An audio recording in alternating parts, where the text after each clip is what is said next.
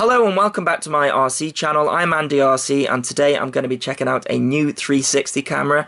This is the Insta360 One, and this isn't going to be a full review of this camera because I'm only interested in how it performs on top of a racing quadcopter, but it is designed to sit at the bottom of an iPhone and then you flip it around and there's an app and you can change the orientation, etc.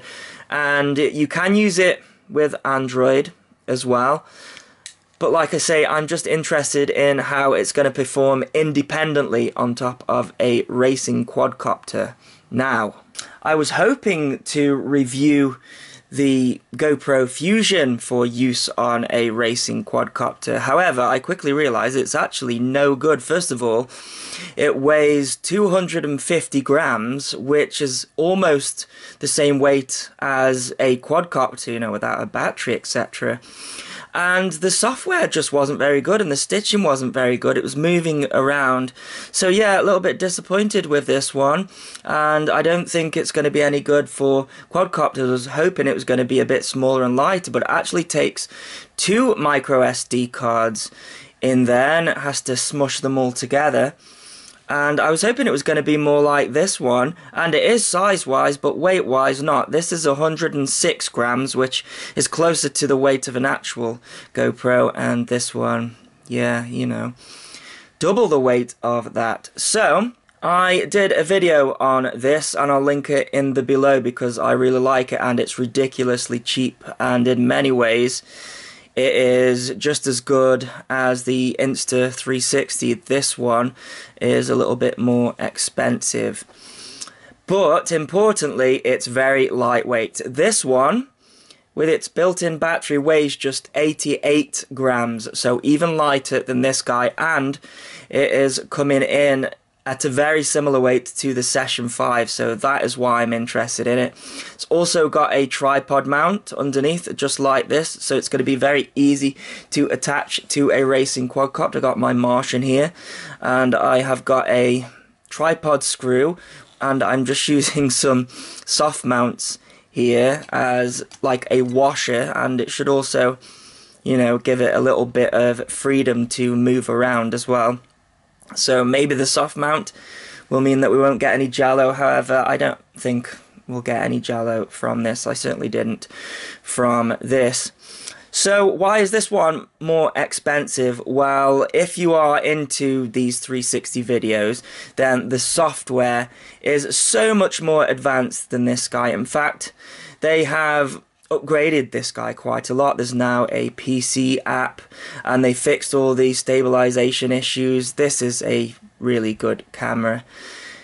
But this one, yeah, you can stick it on the top of your phone, you can live stream to YouTube and Facebook and other apps. Funnily enough, not Instagram, and I thought that's what they were going for with it being called the Insta. But there you go, yeah. This one is better for the software. It also outputs 4K. However, this one now, you can use a piece of software and select 4K on this one as well. It doesn't make a lot of difference, to be honest. I've tried it. This one, you have a profile that you can select that is called log, and it's very similar to the D-log on the Mavic and other cameras as well. So it's like a flat color profile, and they have released a LUT file for Premiere as well, which you can download off their website, so you can get better colors. And yeah, this one actually they have released so you can do RAW as well now. So I think these two are very close, and yeah, this one's more expensive. So for what I'm going to be doing, which is putting it on a quadcopter, there's not much difference. You can do pretty much the same things, but yeah, this one is lighter, so I'm interested in it for that.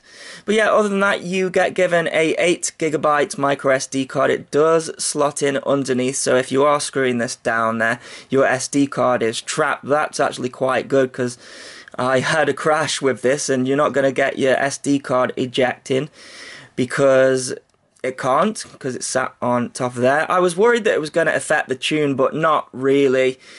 I think I had to put a bit more D-term in there, but it was absolutely fine. So yeah, it got USB connector down there. Now this was a little bit of a pain. It takes 3 hours to charge. So it's got a built-in 800 milliamp battery or thereabouts. Yeah, 3 hours to charge, and they say 70 minutes recording. Now it is -1 out there today, and I couldn't get more than 20 minutes recorded out of it. Could be the temperature, but that was the same with this guy as well. So like I say, these two are very similar. Notice there that the camera is slightly higher on the other side, doesn't seem to affect the stitching. I actually quite like that this one is long because it can peer over the top of the battery, whereas this one you have to mount it a little bit higher on something. So I actually like that it's like that, and you know, if that bothered you, you could sort of use an adapter and mount it sideways like that. I wouldn't want to mount it like that, though, you know, you get it in the props, but you could do if you wanted to.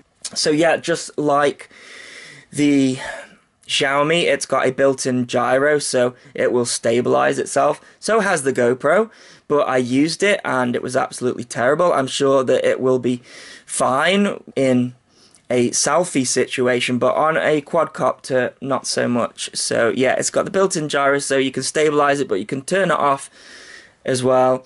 So yeah, pretty impressive.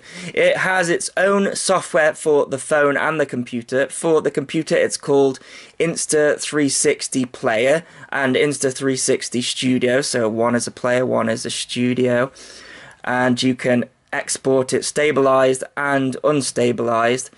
And the app has got some features that were almost perfect for this. You see, when I did my original 360 video on a racing copter, I didn't post the full 360 video because YouTube absolutely butchers it. So instead, what I did was I used the player and screen recorded. So they have realized with this app that people might want to do that. And they have come up with this thing called free capture. And what that does is it allows you to capture just the 16:9 part of the image, and you can use the phone's gyro to record the screen. So if I hold that down there, you can actually zoom in here as well. This is recording a 1080p video to the phone, which I think is a fantastic idea, and it was nearly a complete success. That was until I stopped it and exported the video, and there was some really weird artifacts on there, and I couldn't rectify them. I'm sure they wouldn't show if you were just holding it on a selfie stick. Maybe it's the fact that it's on a racing quadcopter that's capable of 50 mph plus. So I thought, well, I'll try the Android version because, yes, you can use this camera with an Android device as well, but if you want to use its full potential, you have to buy an adapter for it, which is £19, and I don't think that's really fair that you should have to pay just because you've got an Android device, but there you go. This actually has Bluetooth as well, so you can control it via Bluetooth, so you don't have to have it sat on the top of your phone. So yeah, that's how it sits, like that on the top of the phone, and it will open up the app. You know, I could spend all day talking about the features, but like I say, I'm just interested in the features that it has for a quadcopter. But you should have seen, actually, I had a really bad crash whilst I was trying that out. The DVR went wrong. I think it was on the wrong channel. That was interesting to watch in 360. So yeah, I came to the conclusion that I don't think the apps on the phones are quite ready yet. The iOS one has the artifacts on the screen when it records the 16:9 1080p portion, and the Android app, for some reason the gyro in the phone doesn't match up, so the recorded footage is all completely skew-whiffed. So, despite all of the great features that the apps have for this camera, I'm resorting to using the computer and a screen recorder to capture the footage. To use the device, it's really easy. You've got an on button here, which is very easily pressed when you're not meaning to. So yeah, the light goes green when it's turned on, and then it's a single press to take a photo, so it does 360 photos in 6K, I think, and then it's a double press to start the video, and then a single press to stop the video, and then you can do a time lapse on a triple press as well. But yeah, I'm not really interested in doing that for drones and quadcopters and things. So the screen capture software that I'm using is Fraps. It's known well in the online gaming community, and it records in raw AVI, so it produces about a 11 gigabyte file for just like a 3.5 minute flight.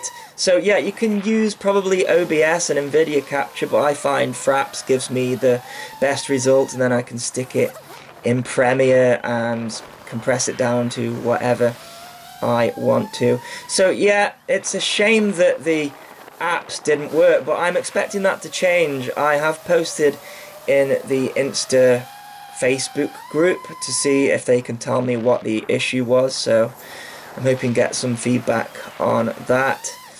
But yeah, in general, I thought it was a fantastic camera.